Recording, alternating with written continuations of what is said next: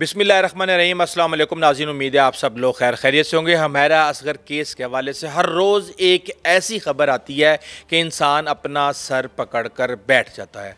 हुमैरा असगर फरवरी के महीने तक ज़िंदा थीं। अगर वो ज़िंदा नहीं थी तो उनका फ़ोन कौन इस्तेमाल कर रहा था? हुमैरा असगर को कौन स्टोर तक लेकर गया? हुमैरा असगर के घर में किस तरीके से बाहर के तमाम खिड़की और दरवाज़े बंद किए गए और वो खिड़की खोली गई जो कि बाहर की तरफ जाती थी और उसकी स्मेल बिल्डिंग के अंदर नहीं बल्कि बिल्डिंग से बाहर जाती थी।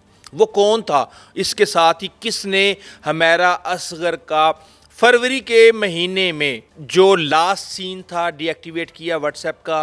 किसने डीपी चेंज की?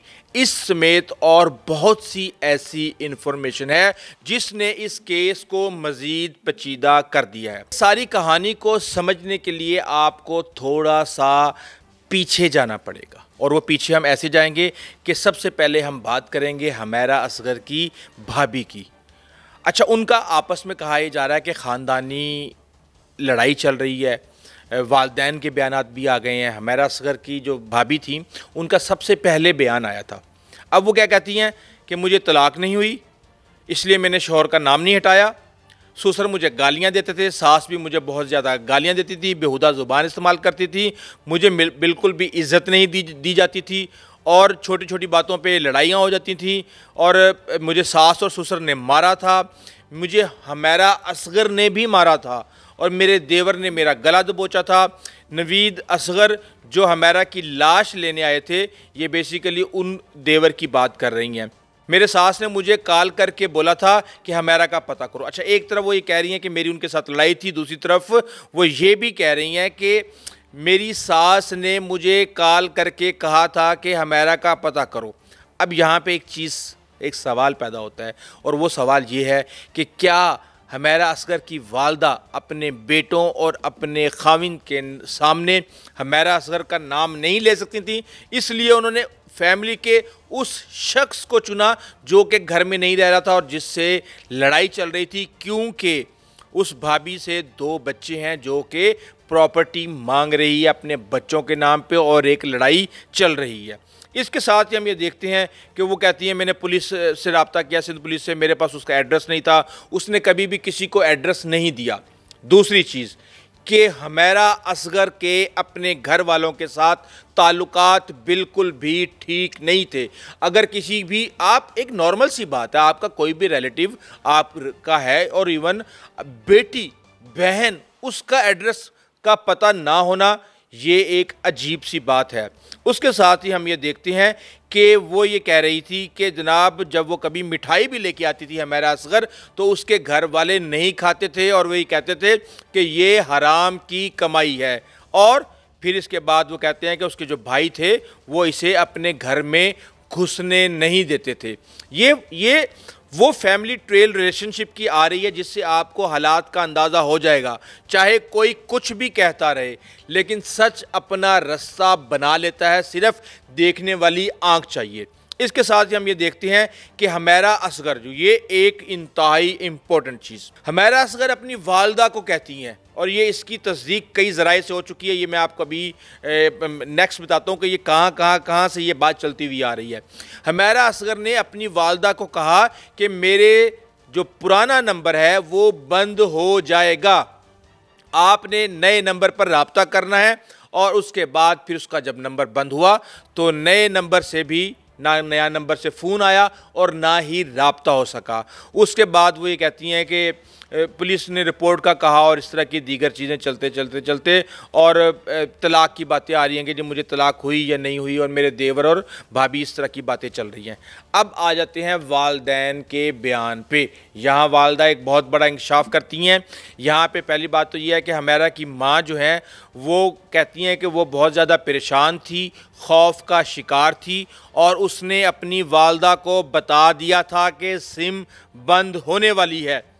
दूसरी गवाही आ गई। इसका मतलब ये है कि वो सिम जो बंद होने वाली थी उस सिम पर या तो उसे कोई तंग कर रहा था اور اگر تنگ نہیں کر رہا تھا تو اس کا مطلب یہ ہے کہ وہ سم کسی اور کے نام پہ تھی۔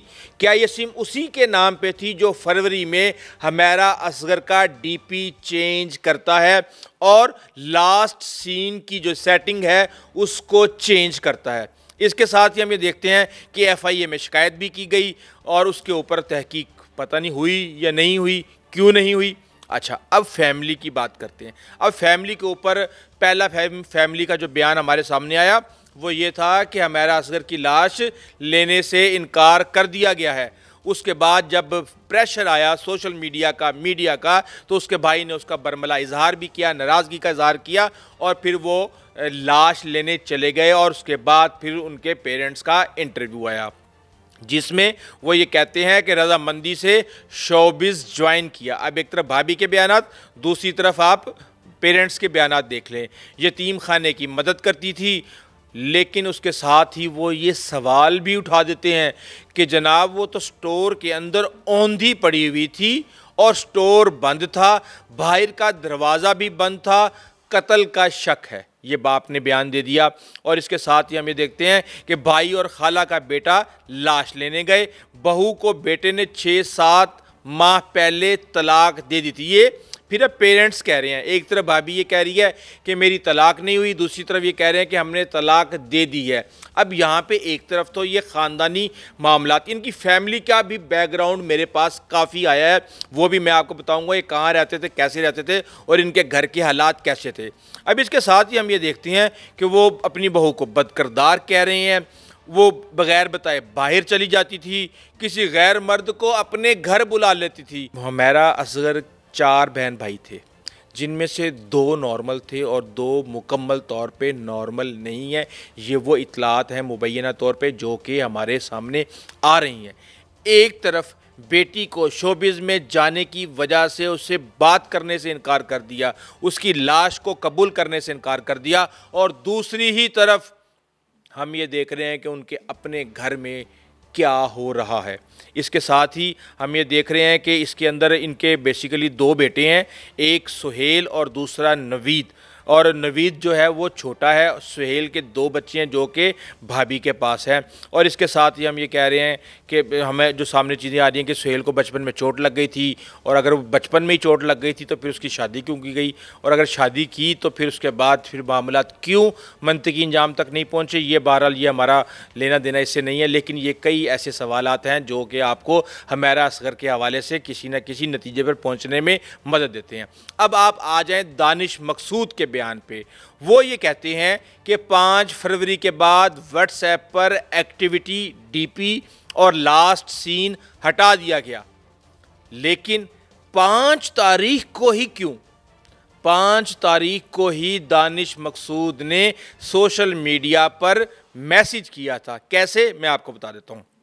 وہ یہ کہتے ہیں کہ آخری بات جو ہے وہ 2 اکتوبر کو ہوئی، 7 اکتوبر کو آخری بار واٹس ایپ چیک کیا، متعدد پیغامات بھیجے جو پڑھے نہیں گئے، کئی بار رابطے کی کوشش کی۔ 5 فروری کو سوشل میڈیا پر حمیرہ کی گمشدگی سے متعلق پوسٹ کی 5 تاریخ کو، اور 5 ہی تاریخ کو ہمیں دیکھتے ہیں کہ ان کے واٹس ایپ کے اوپر ایکٹیویٹی ہوتی ہے، اس کو ڈی پی کو ریموو کر دیا جاتا ہے، لاسٹ سین کی سیٹنگز کو آگے پیچھے کر دیا جاتا ہے۔ اور اس کے ساتھ ہی ہم یہ دیکھ رہے ہیں کہ اس وقت اگر ہم ان کی فیملی کی بات کریں تو یہاں پہ ہم یہ دیکھتے ہیں کہ یہ جس جگہ پہ یہ رہتے ہیں، ماڈلنگ جو ہے وہ بچی جو حمیرہ اصغر خاتون ہی تھیں، بہرحال وہ کہا یہ جا رہا ہے کہ زمانہ طالب علمی سے ان کو شوق تھا اور وہ کر رہی تھی۔